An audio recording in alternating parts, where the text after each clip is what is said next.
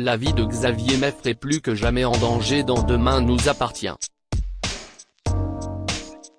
Charles Laure, son interprète, revient pour nous sur cette intrigue riche en rebondissements et sur ce qui l'attend dans les prochains épisodes de la série. Allociné, cela fait plusieurs mois déjà que les téléspectateurs de Demain nous appartient ont pu vous découvrir dans la peau de Xavier Meffre, le nouveau procureur de Sète. Comment êtes-vous arrivé dans la série? Charles Laure, c'est mon agent qui m'a proposé le casting. Comme j'avais le Covid, j'ai fait un premier essai en self-tape. À ma grande surprise, j'ai été rappelé pour un deuxième essai à 7 et j'ai été choisi. J'ai eu beaucoup de chance au milieu de tous ces comédiens talentueux avec lesquels je passais le casting. Qu'est-ce qui vous a séduit dans le personnage de Xavier? Ce qui m'a séduit c'est sa double casquette avec le côté comédie romantique et le côté procureur. Deux facettes vraiment différentes mais qui sont liées par l'humour qui caractérise ce personnage. C'est quelqu'un qui fonctionne grâce à l'humour et qui va réussir à s'imposer grâce à cela aussi. De par sa fonction et sa jeunesse, c'est ce qui va l'aider à être respecté et apprécié. Avant de faire votre apparition dans Demain nous appartient, vous aviez déjà donné la réplique à Ingrid Chauvin dans Femme de loi. Comment se sont passées vos retrouvailles? Très bien. On était très heureux de se retrouver car on ne s'était croisés qu'une seule fois depuis 2007. Il y a eu une sorte de round d'observation, si on peut appeler cela comme ça. En tout cas, on a tous les deux une forme de petite timidité au premier abord. Mais il suffit d'une vanne pour que ça se décoince très vite. On s'est retrouvés de manière assez évidente. On s'entend très bien et on s'apprécie beaucoup. Xavier est actuellement au cœur d'une grande intrigue autour de la famille Beaulieu dans laquelle il court un grave danger. Après avoir été victime d'une première tentative de meurtre, Xavier va cette fois-ci se retrouver entre la vie et la mort.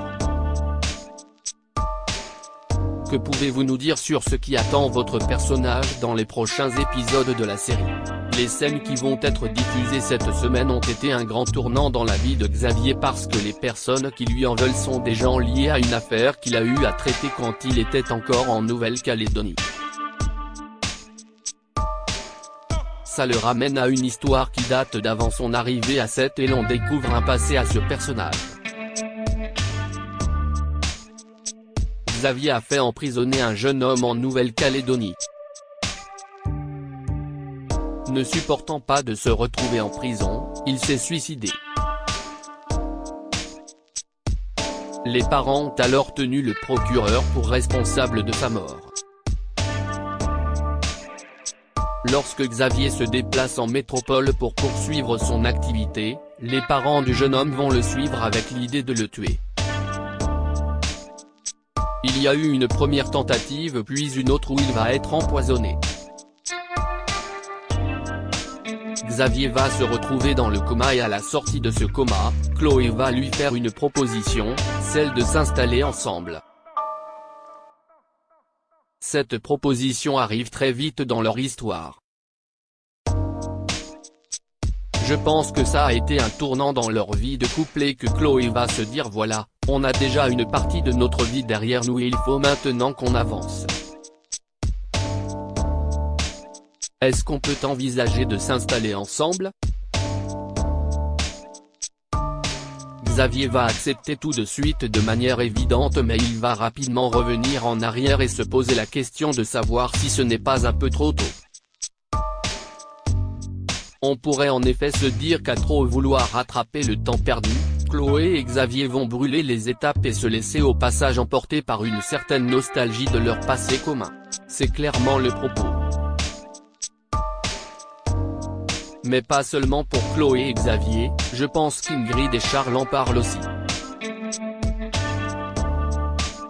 C'est-à-dire que dans cette intrigue on trouve qu'il y a quelque chose qui est très agréable à jouer mais qui va un poil vite à mon sens. Chloé et Alex ont été mariés pendant un certain nombre d'années. Ils ont des enfants ensemble et ils se sont séparés il y a moins d'1 an. Chloé s'est remise rapidement en couple avec quelqu'un.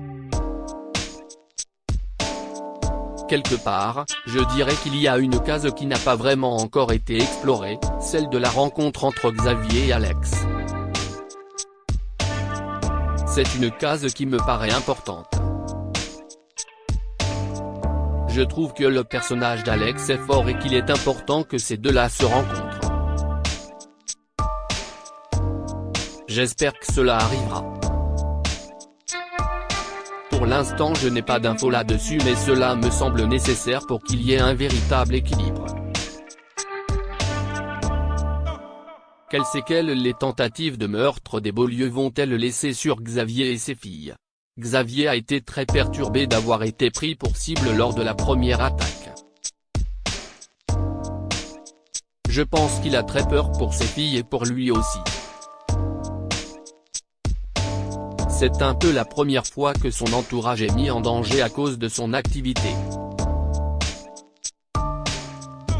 Selon moi, ça va générer, pendant un temps en tout cas, beaucoup d'angoisse chez lui même s'il ne veut pas forcément le montrer. Mais la bienveillance de Chloé va l'aider à dépasser ça jusqu'à ce qu'arrive ce deuxième drame et qu'il soit empoisonné. Quand Xavier est entre la vie et la mort, tout le monde serre les dents parce qu'on ne trouve pas de solution pour le sortir de là. Je pense que ce sont surtout les proches de Xavier qui vont avoir une vraie crainte. Après, ce que ça implique pour Xavier par la suite, c'est ce qu'on va découvrir dans les prochains épisodes. L'arrivée de Maud, Sixtine Dutheil, et Camille, Elisa et Zedine, A7 et cette intrigue nous permettent d'en savoir un peu plus sur votre personnage qui reste finalement encore assez mystérieux. Peut-on espérer en apprendre davantage sur le passé de Xavier dans les prochains épisodes? Je n'ai pas vraiment d'infos là-dessus mais oui ça peut être exploré par la suite. Je crois qu'il y aura prochainement l'arrivée de personnages qui vont être liés à son passé et qui vont peut-être engendrer des histoires à suivre. Je l'espère en tout cas parce que Xavier est un personnage auquel je m'attache beaucoup et qui mérite d'évoluer. Si est agréable à jouer. Il a tellement de facettes différentes qu'il y a beaucoup de choses à faire. Et ce qu'il se passe actuellement dans la série enrichit sa relation avec Chloé. On espère qu'elle va continuer à évoluer comme c'est déjà un peu le cas maintenant mais un peu plus dans la comédie. Je pense qu'on a besoin de ça, surtout en ce moment et nous-mêmes ça nous fait du bien de jouer plutôt que d'être tout le temps dans le drame. Même si évidemment dans une quotidienne on a besoin de ça, je pense que la comédie n'est pas à oublier. Avec quels autres acteurs de la série aimeriez-vous partager une intrigue? Je prends énormément de plaisir à jouer avec mes camarades du commissariat. Que ce soit Samy Garbi, Franck Monsigny, Julie Desbalzac ou encore Camille Genot. Je suis arrivé sur la série en connaissant déjà pas mal de monde donc c'est vrai que plus je croise de gens différents mieux c'est. C'est chouette de partager des scènes et des expériences avec plein de personnes dans cette série. Il y a un tel rythme de travail que tous les comédiens que l'on croise sont de gros bosseurs. J'aime beaucoup Axel Kinner mais je n'ai pas encore eu l'occasion de jouer de scène avec lui. J'espère que ça arrivera. Avez-vous d'autres projets en dehors de la série dont vous pouvez nous parler? Je vais tourner dans le film de mon ami Alexis Michalik dans lequel j'ai un petit rôle.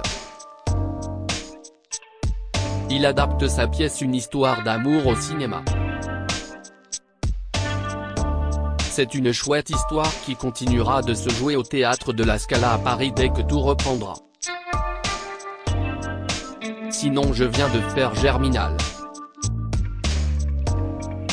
C'était une chouette expérience. Et puis il y a Demain nous appartient où je me régale tous les jours. C'est une chance d'être là-dessus, surtout en ce moment.